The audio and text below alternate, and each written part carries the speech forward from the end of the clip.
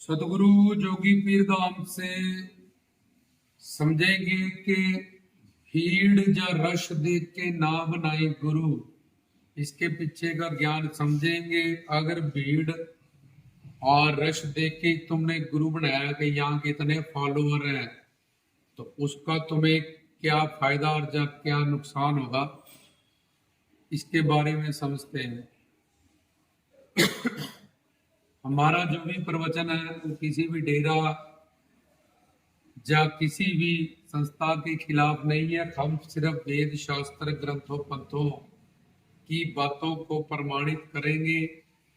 अब रामचंद्र कहेंगे सिया से ऐसा कलयुग आएगा, हंस जुगेगा दाना कौआ मोती खाएगा। ये रामचंद्र जी ने सिया से कहा कि कलयुग में ऐसे गुरुओं का अंबाड़ आएगा कि परमहंस गुरु जो होंगे पूर्ण श्रोत्रिय ब्रह्मनिष्ठ, कोई कोई उनका शिष्य बनेगा जब किसी किसी को ऐसे गुरु मिलेंगे। कौवा मोती खाएगा, लेकिन धर्म की आड़ में, जैसे गुरबाणी में लिखा संत चोर हरामखोर, राम की आड़ में ही लोग हरामखोर हो जाएंगे।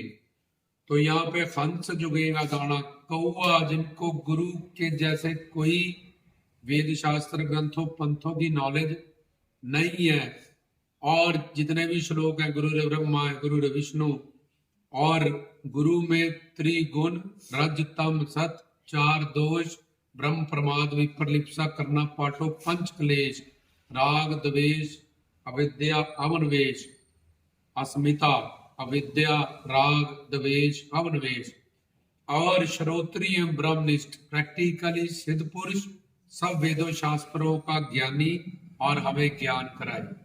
अगर ये सारा जो मैटर बोला गया है इससे कोई पास हो जाए तो वो पूर्ण गुरु, उसको परमहंस गुरु कहते हैं। उस गुरु के पास सचखंड भेजने की, जन्म मरण से निकालने की, जब प्रेमानंद ब्रह्मानंद देने की, आत्मानंद और जगदानंद पावर होती है। अगर वो ऐसा नहीं, अभी ये सारी चीजें क्या है ये एक प्रवचन में नहीं समझा सकते, इसलिए निवेदन हाथ जोड़ के सतगुरु जोगी पीर धाम के सारे प्रवचन धीरे धीरे करके सुने जो सुनते हैं। और अगर कुछ आपको और भी जानना है तो नीचे कमेंट में तुम टाइप कर सकते हो, उसका भी प्रवचन बना के आपको दिया जाएगा। तो अब अगर तुम भीड़ और रश देख के ये बातें पहले ही, कलयुग शुरू होने से पहले ही हमें अलर्ट कर दिया गया इसके बारे में। अब जिनमें ये सारे गुण नहीं है वो कौए हैं, पर वो गुरु बन के बैठे हैं। कुछ भीड़ के बनाए हुए गुरु होते हैं। अब भीड़ को कुछ भी नहीं पता, something is better than nothing, इसलिए वो अपने से थोड़े सात्विक नेचर है, अच्छी बातें बोल लेते हैं, कर लेते हैं, श्लोक याद कर लिए, दो गीता के, दो रामायण के, थोड़ी किताबें पढ़ ली, तो ऐसे थ्योरेटिकल गुरु बन जाते हैं। अब प्रैक्टिकली वो सिद्ध महात्मा नहीं है, जब उनकी साधना जो वो कर रहे हैं, जो अपने गुरुजनों से की है, वो एक लिमिटेड है, इसलिए वो भी समाज में गुरु बन जाते हैं और उनका वो काल माया के अंडर है। लेकिन जब उनका अच्छा प्रारब्ध आता है, उनके पुण्य उदय होते हैं। जिस लाइन में अगर तुम बिजनेस में तुम्हारी तरक्की हो जाती है, दुकान में हो तुम, कोई भी दुकान है तुम्हारी दुकान, ऐसे उन्होंने हम धर्म की दुकान या धर्म की डेरा या धर्म का कुछ भी, वो धर्म में आगे उनको दुनिया ने बना दिया, उनकी भी अच्छी प्रारब्ध आएगी, उनके पुण्य भी उदय होंगे। तो धीरे धीरे धीरे उस टाइम में जब उनके प्रारब्ध फल रही है तो कुछ सालों के लिए पहले उनकी चढ़ाई हो जाएगी बहुत ज्यादा, और बहुत ज्यादा उनके फॉलोअर्स भी हो जाएंगे। ये उनके भी अच्छे, क्योंकि वो संसारी है और माया के धीन है, और उनको भी अच्छे बुरे कर्मों से वो जुड़े हुए हैं। तो अब कुछ सालों के लिए जब उनके पुण्य और प्रारब्ध उदय है तो बड़ी स्पीड से उनके फॉलोअर बढ़ते जाएंगे। जिनका वक्त बुरा है, उनका टाइम वेस्ट होना है मानव चोले का, तो वो वहां जुड़ते जाएंगे और उनका मिशन बढ़ता जाएगा बढ़ता जाएगा बढ़ता जाएगा। और बहुत लोग जुड़ रहे हैं, धीरे धीरे जा रहे हैं, इसके चक्कर में और दुनिया जुड़ती जाएगी। जपजी साहब में भी ये बात लिखी है, जे जुग चारे आरजा खोर्द सुनी भाई नवा खंडा विच जानिए नाल चले सब कोई। कि अगर इतना नाम भी किसी को आ जाए कि नौखंड उसका नाम है, तो हर जगह पे उसका डेरा भी हो जाए, एंड में कीटा अंदर कीट करे, एंड में जो उसकी दुर्दशा आ गई वो पाखाने का गंदी चीजें खाने वाला वो कीड़ा बनेगा, ऐसा जिसने धर्म की आड़ ली। तो सब ग्रंथों पंथों में इस तरह की बातें अलग अलग भाषाओं में दर्शाई गई। तो हमारा मनुष्य जीवन है, ये सारी जिंदगी हमारी वेस्ट ना हो जाए, इसलिए पानी पीजियो छान के गुरु की जो जान के, पानी पीजियो पुण्य के गुरु की जो चिन्ह के। बाबे फरीद ने बहुत जोर दिया इस बात पे। तो अगर तुम रश और भीड़ देख के जुड़ गए हो, तो ऊपर सचखंड सतलोक या माया के परे जो लोक है वह भीड़ नहीं है। आदिशक्ति दुर्गा लोक, ब्रह्म लोक, वैकुंठ धाम, शिवलोक, अलख लोक, आगम लोक, अनामी लोक, परव्यूम लोक, अकै लोक, गोलोक, सतलोक, सचखंड, यहाँ ये कायक माया से परे परे के लोग हैं।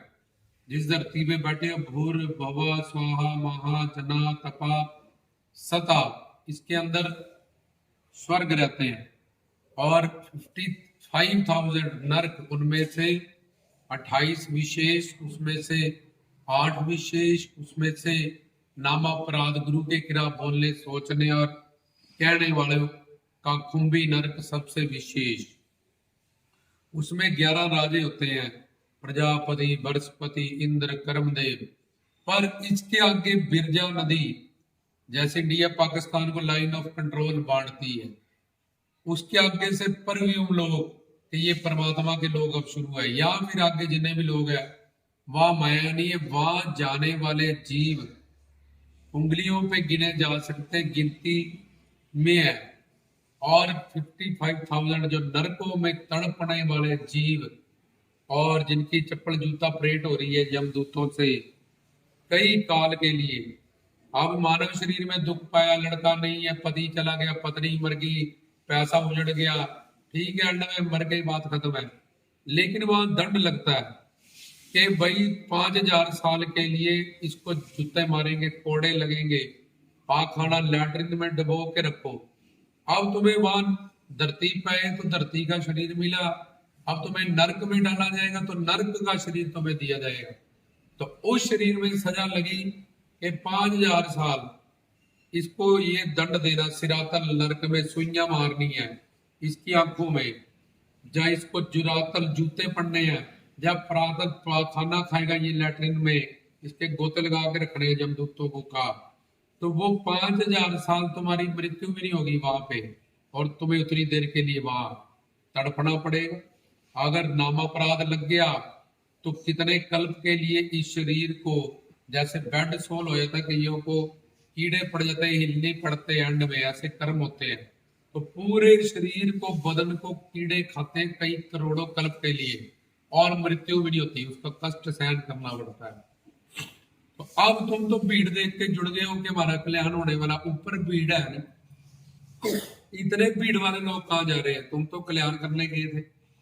इसलिए संसार का जो नियम है कि ये डॉक्टर बड़ा अच्छा है, इसके पास कैसे पता चलेगा, बहुत भीड़ है जी इसके पास, ये वकील कैसे अच्छा है, इसके पास जी बहुत लाइनें लगी हुई हैं। तो पीजीआई में बहुत सारी लाइनें लगी रहती हैं, हॉस्पिटल्स में बहुत सारे लोग, रोड एक्सीडेंट हो जाता है वहां इकट्ठे, कोई फिल्म स्टार आ जाता है, बहुत सारे लोग वहां भी लाखों करोड़ों इकट्ठे हो जाते हैं। बहुत सारी ऐसी जगह है, हर तीर्थ स्थान, वैष्णो देवी, बाबा बालकनाथ, पीर नगाए, वृंदावन, कहीं भी अगर तुम देखोगे यार इस डेरे में भीड़ है या इस संस्था में भीड़ है, बड़े लोग बैठे हैं, तो हर जगह जब तुम जाओगे, तुम उस दिन देख रहे हो जब उनका कीर्तन का डे है, जब कोई सालाना भंडारा है। लेकिन ऐसे ही तुम फिर किसी भी जगह पे जाओ, बाबा बालकनाथ पे जाओ, पीर नगाए जाओ, तिरुपति बालाजी जाओ, वृंदावन जाओ, इतने आबादी हो रखी है, अगर 2-2 करोड़ 5-5 जुड़ भी गया तब भी इतनी बड़ी आबादी पड़ी, वो कहाँ जा रही है सारे, क्या उनका कल्याण नहीं हो रहा कि अगर वो भीड़ देख के नहीं जुड़े हैं? तो अगर रस चाहिए, ज्ञान चाहिए, तो मीरा ने गुरु रविदास जी की शरणागति की। संत कबीर और रविदास दोनों थे तब। वो रानी थी वृंदावन, बहुत संतों के पास वो घूमी, भीड़ वालों के पास, लेकिन उसका उद्धार गुरु रविदास जी की कुटिया में जाके हुआ। वो साथ साथ में जूतों की रिपेयर करते थे और साथ साथ में अंदर मन की रिपेयर कर देते थे।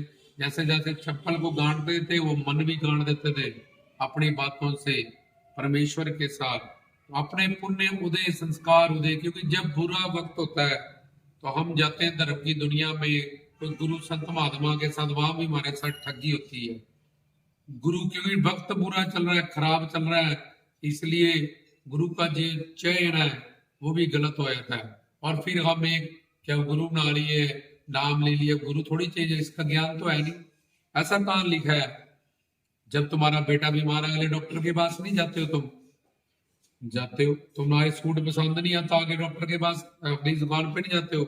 या तुम्हारा मानव चोला है, तुम्हारे पास ज्ञान शक्ति है, जब पता है तुमने कोई गलती कर ली है और भाव स्वरूप तुम बस जी अब जुड़ गए हैं जी, क्या करें अब, तो ठीक है 84 लाख में जाओ और भटको। और तुम कहते हो जी वहां बहुत भीड़ है और गुरु जी से बात ही नहीं होती, मिल नहीं सकते, चर नहीं छू सकते। जिस दिन चोला छोड़ोगे तुम, क्या उस दिन भीड़ नहीं होगी? उस दिन रश नहीं होगा? तो इसलिए संसार के नियम से के वकील और डॉक्टर इस तरह से टीचर जज करेंगे कि बहुत ट्यूशन है उसके पास है, बहुत क्लाइंट उसके पास है, तो इसी फार्मूले संसार से, या वोटें पड़ रही हैं आप वालों की, पंजाब वालों की, कांग्रेस की, बीजेपी की, बहुत भीड़ है, तो यही संसारी लोग ये वाले फार्मूले को ही उठा के संतों के पास चले जाते हैं, जब संतों का सिलेक्शन करते हैं गुरुजनों की, और फिर फंस जाते हैं। सारी जिंदगी ना फोन कर सकते हैं, ना मिल सकते हैं, ना चरण छू सकते हैं, ना ही उनको पता है तुम्हारी जिंदगी में क्या आ रहा है। अगर तुम बाजार कहीं दिख भी जाओ तो पूछेंगे भाई कौन है, तो मेरे पैर छू रहा है, मैं जी वहां ताऊ जी जुड़ा, तो तुम्हारा नाम तक नहीं जानते, तुम्हारे परिवार के, तुम्हारा घर तक नहीं जानते, तुम्हारे घर में क्या प्रॉब्लम चल रही है ये नहीं जानते, तुम्हारी लाइफ में क्या सुख दुख हो रहा है। तो तुम जिनका स्पर्श नहीं हो रहा, जैसे लोहा और पारस स्पर्श करेगा तो सोना बढ़ेगा, अगर एक बाल भी उसके अंदर आ गया नहीं बन पाएगा। तो सत्संग तुम्हें उनकी करीबी, उनका प्यार, उनका मोहब्बत, घर पे लंगर पे नहीं बुला सकते, चरण पिलाने नहीं, पर फिर भी हम भीड़ देख के, रश देख के जुड़े रहते हैं। अगर अंडे रखे उस पे मुर्गी बैठ जाए, तो जहां उसका स्पर्श होता है जिन जिन अंडों पे, उन्हीं उन्हीं में प्रोडक्शन होती है। जिसमें करंट आ रहा है उस लाइन में बल्ब चला दो, जल जाएगा। तार में करंट ही नहीं है, लीड लगाई रखो पूरी 1 करोड़ बल्ब की, पीछे करंट कनेक्शन के लिंक में नहीं है, कोई नहीं, फ्यूज रहेगा। दिवाली पे लड़ियां लगाओ जिसमें करंट पास हो रहा है, वो जगा हुआ है, जिसमें करंट पास नहीं है वो फ्यूज है। ऐसे ही अगर गुरु के साथ तुम बात भी नहीं कर सकते हो, ध्यान मूलम गुरु मूर्तिम पूजा मूलम गुरु पदम, गुरु के कदमों की कदम परोसी करो, पीरी मुरीदी कहते उसके कदमों को चुमो, अपना सिर वहां पे रखो, चरण धूड़ सिर पे लगाओ। तो अब भगवान तो अगम अगर अगोचर था, अगम अगोचर था, अलौकिक था, लेकिन संत तो हमारे सामने था, उनके ही शब्द स्पर्श रूप रस सुगंध का हमने आनंद पाना था। तो अगर वो भी नहीं पाया तो फिर क्या पाया? तो इसलिए फिर अपने मन की तसल्ली और ब्रह्म दोष के कारण, इस काल माया के कारण सारी जिंदगी हमारी ऐसे ही बीत जाएगी और एंड में नरक में और 84 लाख में ही घूमना पड़ेगा। अगर सिर्फ रश देख के और भीड़ देख के तुम फंस गए हो और नहीं जानते हो कि पूर्ण गुरु क्या होते हैं, किनके पास सचखंड सतलोक भेजने की शक्ति है, सिर्फ बातें ही सुन के तुम इम्प्रेस हो जाते हो, तो थ्योरेटिकल ज्ञान सुन के ही अगर तुमने किसी को गुरु मान लिया, तो बाणी में लिखा है सहज सियानपा लख होवे इक न चले नाल, कि सारी किताबें भी कोई याद कर ले, ग्रंथ पंथ भी याद कर ले, तब भी वो खोटा ज्ञान आगे काम नहीं आएगा। वो ना ही उस गुरु को, ना ही उस चेलों को।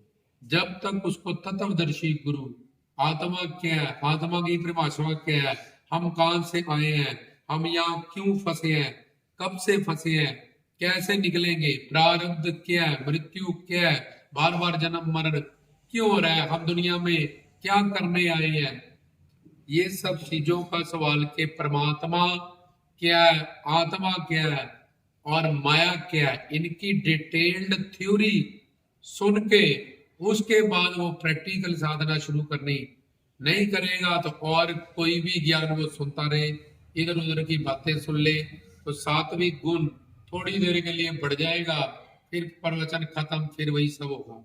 तो 10 20 30 साल नाम लेने के बाद भी लोगों का और अहंकार बढ़ा हुआ है, हम तो सत्संगी हैं, हम फलानी जगह पे जुड़े हैं, हमें तो इतने साल हो गए, और काम क्रोध लोभ मोह अहंकार इच्छा द्वेष तृष्णा ये वैसी की वैसी है, और ज्यादा आसक्ति बढ़ गई है उनमें। तो इसलिए भीड़ और रश देख के अगर हम गुरु करते हैं तो उसका क्या नुकसान होता है ये तुम्हें बताया गया। इसलिए रस देख के श्रोति मुख के अंदर जोत ज्ञान और पूर्ण गुरु की परिभाषा क्या है और संत की परिभाषा क्या है, ये पीछे हमने बहुत सारे इस पे लेक्चर और प्रवचन दिए हैं, आप उनको सुने ताकि तुम्हारा ये मानव चोला वेस्ट ना हो जाए। और तुम्हें जब पता चल जाए कि मेरा टाइम वेस्ट हो रहा है, तो मैंने गलत डिसीजन किया है, तो किसी को भी अच्छा बुरा ना कहें, किनारा कर लें जहाँ पे तुम्हें ज्यादा लाभ मिल रहा है, ज्ञान मिल रहा है, करीबी मिल रही है, तुम्हारी आत्मा गवाही दे रही है, तुम्हारे ज्ञान में वृद्धि हो रही है, तुम्हें गुरु की करीबी मिल रही है, तुम गुरु को फोन कर सकते हो, चरण छू सकते हो, गुरु तुम्हारे लिए जिम्मेवार है। ये सारी चीजें अगर तुम्हें जहाँ मिलती हैं तो फटाफट आप वहां से दीक्षित हो जाए। और ये मत सोचे कि वो गुरु शराब दे देगा, वो ऐसा कर देगा, मुझे ये हो जाएगा, क्योंकि अगर वो गुरु होगा तो हर गुरु ये चाहता है कि जीवों का कल्याण हो, परोपकार हो, उसको ठगी ना हो। और अगर वो ऐसा नहीं है तो अगर बुरा मानता है, मानता भी नहीं, तुम एक सुप्रीम पावर की शरण में हो। इसलिए कोई गुरु या किसी की बद्दुआ या कोई ड्रावा तुम्हारा कुछ नहीं बिगाड़ सकता, क्योंकि तुम श्रोत्रिय ब्रह्मनिष्ठ पूर्ण सतगुरु परमहंस की अब शरणागति शरण में चले गए हो। जैसे पीएम की शरण में जो है उसका सीएम सरपंच क्या बिगाड़ेगा, ऐसे ही जो सुप्रीम पावर और पूर्ण गुरु की शरणागति कर लेते हैं, और जो नीचे के गुरु हैं अगर वो गुरु हैं तो और ज्यादा खुश हो जाते हैं कि यहाँ ज्यादा लाभ मिलेगा, करीबी मिलेगी, इनके पास ज्यादा ज्ञान है, इनकी पदवी ज्यादा बड़ी है। संत मत में कुटीचक बहुदत्त तुरियातीत हंस परमहंस अवधूत बहुत सारी उपाधियां होती है, तो उनको खुशी हो जाती है। और बाकी अगर कोई तुम्हारे एंटी भी हो जाए तो होता रहे, तुम्हें डरने की जरूरत नहीं है। तो ये था भीड़ देख के रश देख के जो गुरु करते हैं किस तरह से एंड में 84 लाख में घूमते हैं और नरकों में सजा पाते हैं। रामदास की तरफ से जय बाबा।